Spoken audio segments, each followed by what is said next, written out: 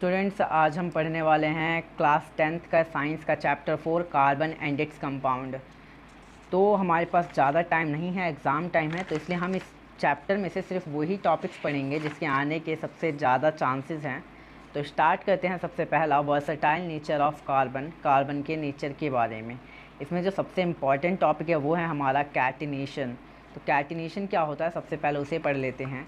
The carbon has the unique ability to form bonds with other atom of carbon, giving rise to large molecule. This property is called catenation. मतलब कि जो carbon होता है इसके पास एक unique ability होती है कि वो दूसरे कार्बन के साथ लंबी लंबी चेन्स बना सकें। इसी प्रॉपर्टी को हम कैटिनेशन कहते हैं। अदर एलिमेंट्स के अंदर ये प्रॉपर्टीज़ बहुत ही ज़्यादा कम पाई जाती है, जबकि कार्बन में सबसे ज़्यादा प्रॉपर्टीज़ पाई जाती हैं। तो आपने इस चैप्टर में देखा भी होगा कि कार्बन के साथ काफ़ी लंबे लंबे ऐसे बॉन्ड्स यानी चेन्स बने हुए आपको दिख रहे होंगे। तो ये बहुत ज़्यादा लंबे लंबे चेन्स बना सकता है। ये जो प्रॉपर्टी है इसी को हम मोस्टली कैटिनेशन कहते हैं। इसके बाद आते हैं वैलेंसी के बारे में जान लेते हैं। जो कार्बन होती है उसकी 4 वैलेंसी होती है, मतलब कि ये 4 बॉन्ड अपने चारों ओर इस तरह से बना सकता है एक एक सिंगल पेयर में।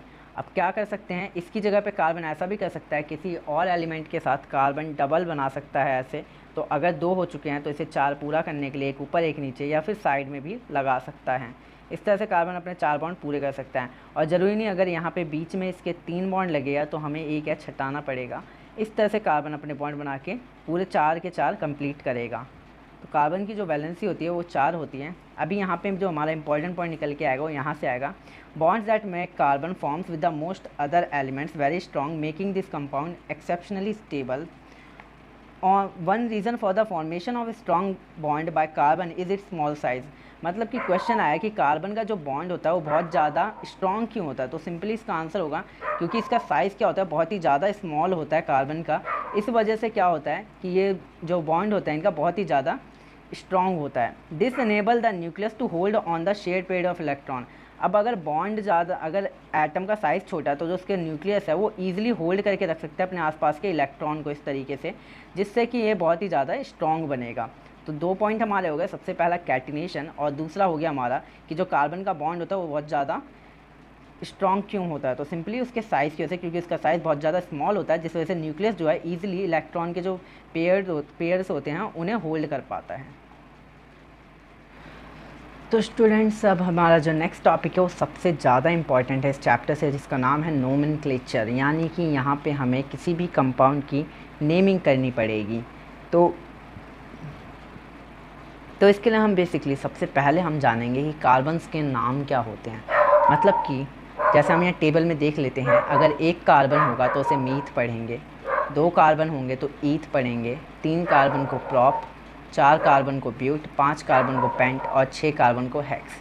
तो सबसे पहले आपको ये याद करना पड़ेगा, meth, eth, prop, but, pent, hex, मतलब कितने कार्बन्स को क्या कहा जाता है वो नाम आपको पता होना चाहिए।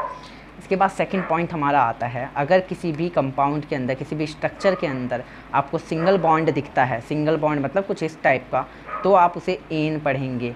अगर आपको डबल बॉन्ड दिखता है तब आप उसे ईन, यानी कि इस टाइप का दिखेगा, उसे आप ईन पढ़ेंगे। और अगर आपको ट्रिपल बॉन्ड दिखता है तो उसे पढ़ेंगे आइन। चलिए इसके लिए मैं आपको कुछ एग्जांपल दिखा देता हूँ बॉन्ड बना के। जैसे कि एक एग्जांपल मेरे पास है ये डायग्राम, जिसमें मैं सबसे पहले एक कार्बन बना लेता हूँ 2 और हाइड्रोजन, इनको पूरे चारों लगाने। तो इसका अगर मेरे को नामकरण नोमेनक्लेचर करना है तो इसके लिए सबसे पहले मेरे को क्या करना पड़ेगा, नंबर ऑफ़ कार्बन्स लिखने होते हैं। सबसे पहले हमें क्या लिखना है, नंबर ऑफ़ कार्बन्स प्लस में टाइप ऑफ बॉन्ड। इन 2 को अगर मैं लिख दूँ साथ में तो मेरा नेम हो जाएगा कंप्लीट। मतलब जो नोमेनक्लेचर कॉन्सेप्ट है इसका जो नामकरण है वो हो जाएगा ईज़िली। सबसे पहले नंबर ऑफ़ कार्बन काउंट करने हैं, 1 और 1 2 कार्बन मीन्स ईथ। तो सबसे पहले मैं लिखूँगा ETH, first letter always capital होना चाहिए। तो ये हो गया ईथ। अब मेरे को देखना है कि हर जगह पे किस टाइप के बॉन्ड्स हैं। हर जगह पे सिंगल बॉन्ड है, सिंगल बॉन्ड को हम क्या पढ़ते हैं, एन। तो ये सिंपली हो गया ANE। तो इसका नाम क्या बना हमारा स्टूडेंट्स, ईथेन।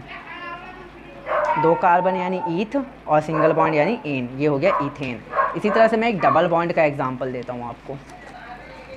एग्जांपल 2, यहाँ पे 2 कार्बन के बीच में इस तरह से मैं लगा देता हूँ, एक कार्बन यहाँ भी लगा देता हूँ।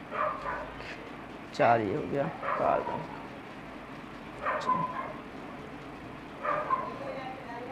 इनकी शेप देख के हमें टेंशन नहीं लेना, बस नॉर्मली हमें चेकआउट करना है नंबर्स ऑफ़ कार्बन। जैसे मैं यहाँ देख लेता हूँ कितने कार्बन है, काउंट करूँगा 1 2, अच्छा देखिए यहाँ पे 5 बन गए कार्बन के, 3 ये और 2 5, तो ये गलत हो जाएगा, तो इसलिए मैं क्वेश्चन ठीक करने के लिए एक हाइड्रोजन को रिमूव कर दे रहा हूँ। यहाँ पे 4 पूरे कार्बन के, यहाँ पे 2 और 2 4, इसके देखिए 2 और 2 4, ये ठीक है। अब हम स्टार्ट करते हैं। तो सबसे पहले हमारा काम क्या है, नंबर ऑफ़ कार्बन को चेक करना। तो नंबर ऑफ़ कार्बन कितने हैं, 1 2 3 4, 4 कार्बन मीन्स हमारा क्या होगा, ब्यूट। तो मैं सबसे पहले लिख दूंगा ब्यूट। तो यहाँ पे मैं लिख देता हूँ सबसे पहले ब्यूट। अब मैं देख रहा हूँ कि मैक्स टू मैक्स हर जगह पे सिंगल बॉन्ड है, बट अगर मेरे को कहीं भी डबल बॉन्ड मिल गया एक भी, तो ये डबल बॉन्ड की कैटेगरी में चले आएगा, और कहीं भी अगर मेरे को ट्रिपल बॉन्ड मिल गया तो ये ट्रिपल बॉन्ड की कैटेगरी में चले आएगा। तो मैक्सिमम नंबर ऑफ़ बॉन्ड मैं देख रहा हूँ यहाँ पे मेरे को 2 मिल रहा है यहाँ पे, मतलब ये डबल की कैटेगरी में गया, डबल बॉन्ड, यानी कि ये आएगा इन। तो ये इसका नाम क्या हो गया, ब्यूट प्लस इन, ब्यूटीन। इसका नाम हो गया ब्यूटीन। इस तरह से हम जो बेसिक जो नेमिंग है वो कर सकते हैं। अब आगे चलते हैं हम अपने फंक्शनल ग्रुप के ऊपर।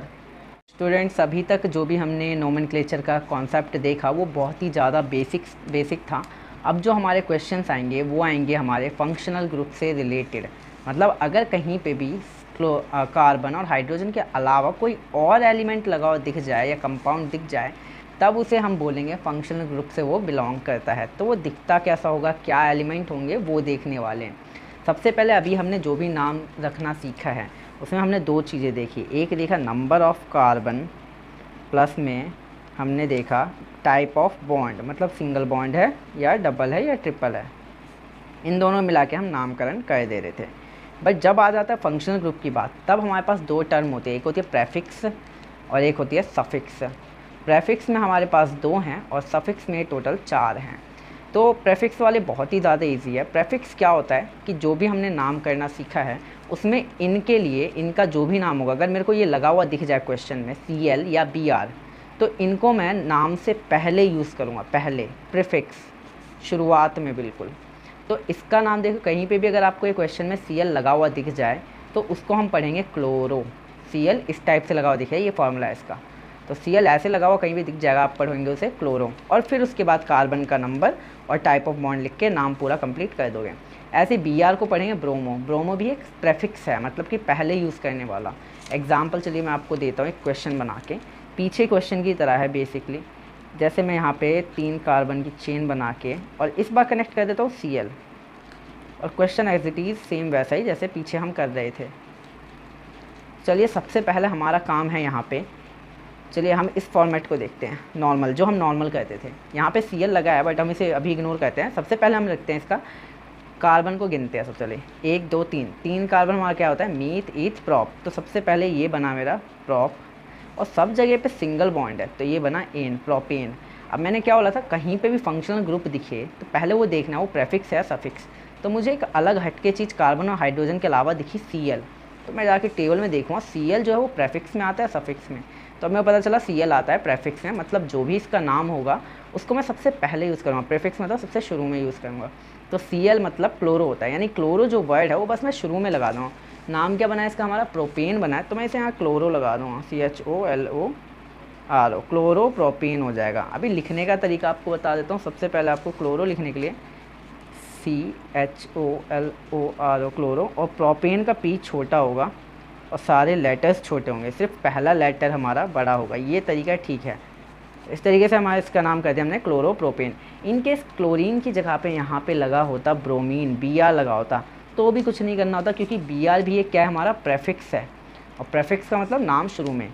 तो वही सबसे पहले मैं लिखता ब्रोमो, क्योंकि एक प्रेफिक्स है ब्रोमो, 3 कार्बन यानी प्रॉप, और हर जगह पे सिंगल बॉन्ड यानी एन, ब्रोमो प्रोपेन बन गया इसका भी। अब हमें देखना बचा है सफिक्स के बारे में। अब हमारे बस इस टॉपिक के अंदर बचता है सफिक्स। तो सफिक्स में सबसे पहले हमारा आता है अल्कोहल, मतलब अगर आपको कहीं भी चेन के अंदर OH लगा हुआ दिख जाए तो आप समझ जाइए वो अल्कोहल बिलोंग से ग्रुप करता है। अब उसका नाम लिखना क्या है, नोमेनक्लेचर, यानी जब नामकरण करेंगे उसका तब क्या लिखेंगे, तब हम उसे लिखेंगे ऑल, ऐसे ही एल्डिहाइड, अगर आपको इस तरह का स्ट्रक्चर कहीं भी लगा हुआ दिख जाए तो वो है हमारा एल्डिहाइड, तो उसे हम क्या लगाएंगे, लिखेंगे क्या, अल, AL अल। ऐसे कीटोन, कीटोन का स्ट्रक्चर इस टाइप का आपको मिलेगा, C डबल बॉन्ड O और दोनों साइड से सिंगल बॉन्ड, और ये हम पढ़ने वाले हैं 1, यानी ऑन भी पढ़ेंगे एंड में वर्ड के साथ, तो वैसे तो 1 है, ऑन पढ़ेंगे। कार्बोक्सिलिक एसिड, कार्बोक्सिलिक एसिड में आपको देखो OH भी मिलेगा बट साथ में डबल बॉन्ड O भी मिलेगा, यहाँ पे तो सिर्फ OH मिल रहा है हमें, यहाँ OH के साथ साथ डबल बॉन्ड O भी अगर आपको लगा हुआ दिख जाए किसी कार्बन के साथ तो समझ जाइए वो एक कार्बोक्सिलिक एसिड है। इसको हम क्या पढ़ने वाले हैं, ओइक एसिड। तो यहाँ पे मैं देखता हूँ, सबसे पहले एक एग्जांपल आपको दिखाने वाला हूँ। इस एग्जांपल में सबसे पहले मैं क्या करूँगा, देखता हूँ कि कौन सा फंक्शनल ग्रुप है इसमें, तो सिंपली यहाँ दिख जाता है कि OH है, अल्कोहल ग्रुप, यानी कि अल्कोहल क्या है, सफिक्स। तो पहले सफिक्स समझाता हूँ। सफिक्स का मतलब है जो भी हम नाम रख रहे हैं उसमें सबसे आखिरी में ये यूज़ होने वाला है। जैसा भी हमने फॉर्मेट देखा था, नंबर ऑफ कार्बन प्लस में टाइप ऑफ बॉन्ड, तो अगर प्रेफिक्स है तो नाम पहले लग जाएगा, ये हम देख चुके हैं। अब अगर सफिक्स है तो वो आखिरी में यूज़ होगा, यानी कि ये चारों के चारे हमारे एक सफिक्स हैं, यानी मैं इन्हें यूज़ करने वाला हूँ आखिरी में बिल्कुल। तो अल्कोहल का OH कहीं भी लगा हुआ दिख जाए तो मैं सिंपली समझ जाऊँ अल्कोहल है, और इसे मेरे को लिखना है ऑल। तो सबसे पहला मेरा काम होगा नंबर ऑफ़ कार्बन को काउंट करना। नंबर ऑफ़ कार्बन 1 2 3 4 5 कार्बन मतलब कि पेंट हो गया, और हर जगह पे सिंगल बॉन्ड मेरे को दिख रहा है, कहीं भी डबल बॉन्ड नहीं है, ट्रिपल बॉन्ड नहीं है, तो ये बन जाता है एन, पेंटेन हो गया। अब मैंने ध्यान दिया कि ये OH है, OH को मैं क्या पढ़ता हूँ, ऑल, तो पेंटेन प्लस में ऑल, तो ये बन जाता है मेरा पेंटेनॉल, पेंटेनॉल। अब देखिए यहाँ पे मैंने लिखा है पेंटेनॉल, यहाँ पे दो वोवल जब एक साथ आते हैं तो पहला वाला वोवल अपने आप एलिमिनेट हो जाएगा, यानी ई अगर हटा तो सिंपली पेंटेनॉल बन गया, पेंटेन प्लस ऑल। ऑल क्यों लगा, क्योंकि एक फंक्शनल ग्रुप है और इसको हम बेसिकली पढ़ते हैं ऑल, OH। सेम इसी तरह अगर आपको ये अटैच यहाँ पे मिल जाता है, ये अटैच हुआ मिलता है आपको, एल्डिहाइड का स्ट्रक्चर देखिए ध्यान से, इस तरह का स्ट्रक्चर अगर आपको यहाँ कहीं पे लगा हुआ मिल जाता तो सिंपली आप उसे क्या करते हैं, अल पढ़ देते, लास्ट में अल लगा देते, पेंटेनल हो जाता है, पेंटेन प्लस अल, पेंटेनल। इसी तरह से 1 कीटोन हो जाता है ना, कीटोन अगर लगा हुआ होता तो ये 1 हो जाता, तो पेंटेन, पेंट प्लस में एन, पेंटेन ऑन, अब ये ऑन है तो पेंटेनॉन हो जाता है ये पूरा। ऐसे कार्बोक्सिलिक एसिड होता तो ओइक एसिड, ओइक पढ़ते हैं हम उसे, तो बन जाता पेंटेनोइक एसिड। देखो 5 कार्बन, पेंटे, हर जगह पे एक बॉन्ड एन, और इसके लिए हम क्या पढ़ते हैं, oic, pentane oic acid, pentanoic acid, इस तरह से हो जाता है। अभी मैं आपको एक बुक में दिखाता हूँ, थोड़ा आपको ज़्यादा आइडिया हो जाएगा।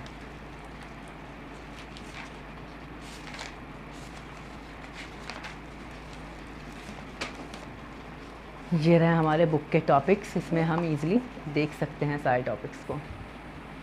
तो ये रहे, सबसे पहला मैं दिखाता हूँ आपको अल्कोहल का। अल्कोहल को पढ़ते सफिक्स एज अ ऑल पढ़ते हैं।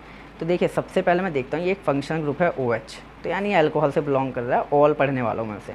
सबसे पहले मैं देखूँ कितने कार्बन है, 1 2 3, 3 कार्बन के लिए प्रॉप लगा, और फिर हर जगह पे सिंगल बॉन्ड है तो एन लगा, देखिए, और फिर OH को हम क्या पढ़ते हैं, all, propane plus all, propanol. वैसे मैंने आपको बताया था कि सिंगल बॉन्ड को ANE पढ़ते हैं, तो प्रोपेन प्लस में ऑल बन रहा है, तो दो वोवल एक के साथ आते हैं तो पहला वोवल कट जाता है, तो प्रोपेन प्लस ऑल, प्रोपेनॉल बन गया। सेम ऐसी चीज़ यहाँ पे भी देखिए आप, यहाँ पे मेरे को दिख रहा है 3 कार्बन, तो प्रॉप होगा सेम, और सब जगह पे सिंगल बॉन्ड है। हाँ यहाँ तो डबल बॉन्ड दिख गया हमें, बट ये जो डबल बॉन्ड है ध्यान दो ये स्ट्रक्चर के ही अंदर है हमारे। कैसे स्ट्रक्चर है, सबसे पहले मैं देखता हूँ जो मेरा एल्डिहाइड है उसका स्ट्रक्चर क्या है। देखिए एल्डिहाइड के स्ट्रक्चर में ही डबल बॉन्ड है, तो मैं तो यहाँ कुछ देखूंगा ही नहीं, इस पूरे का ही नाम क्या है मेरा, एल्डिहाइड। इसमें कोई उंगली नहीं करेंगे, मतलब छेड़ेंगे नहीं इसे।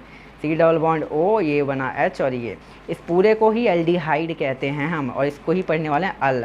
तो इसमें तो मैं कुछ नहीं देखने वाला, डबल बॉन्ड है सिंगल बॉन्ड है, इससे मुझे मतलब नहीं है, तो मैं सिंपली देखूंगा यहाँ पे बाकी अदर कार्बन्स को। देखिए ये कार्बन है, सिंगल बॉन्ड है हर जगह, ये कार्बन सिंगल बॉन्ड, इस पूरे का नाम ऑलरेडी क्या है, एल्डिहाइड है, तो मैं इसमें कोई नेम में कोई चेंज नहीं करने वाला। तो अब सबसे पहले मैं देखूँगा कितने कार्बन्स हो गए, 3 कार्बन, तो मीथ प्रॉप, प्रॉप मतलब 3 कार्बन, सब जगह पे सिंगल बॉन्ड, तो प्रोपेन। अब देखिए एल्डिहाइड स्ट्रक्चर बन रहा है तो उसे अल पढ़ते हैं, तो propanal, prop plus N plus al, propanal.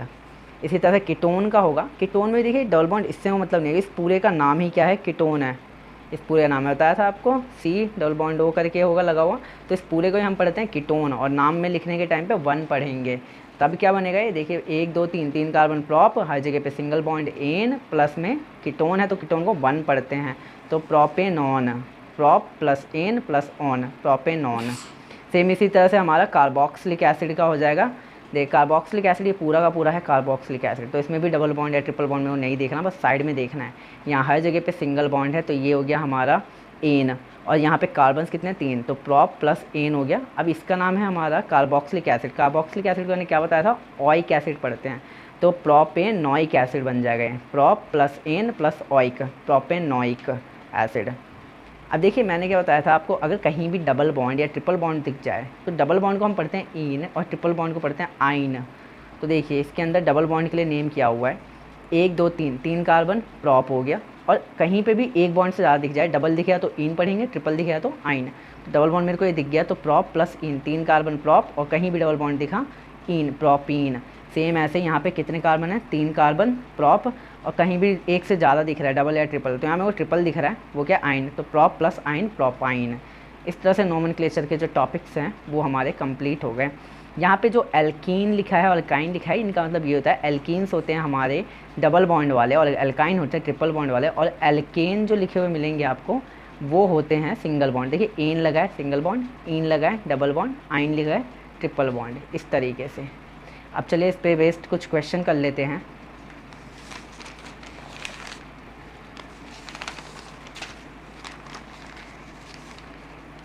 इन टेक्स्ट के अंदर अभी हमें सबसे पहले ये क्वेश्चन मिल गया, क्वेश्चन नंबर 5 इन टेक्स्ट में मिला है बुक के। तो इस क्वेश्चन को करने के लिए सबसे पहले इसका स्ट्रक्चर है CH3 CH2 Br। इसे मैं नोट डाउन करता हूँ, CH3 CH2 Br ये है। अच्छा ऐसे कंपाउंड कैसे खोलेंगे, कैसे स्ट्रक्चर बदलेंगे। देखिए सबसे पहले हमें फोकस करना होता है अपने कार्बन के ऊपर। तो मेरे को दिख रहा है सिर्फ 2 कार्बन दिख रहे हैं, सिर्फ 2 कार्बन, 1 कार्बन 2 कार्बन लगा दिया मैंने। कार्बन को हमेशा कार्बन के साथ ही जोड़ना है, ये मैंने जोड़ दिया कार्बन कार्बन के साथ।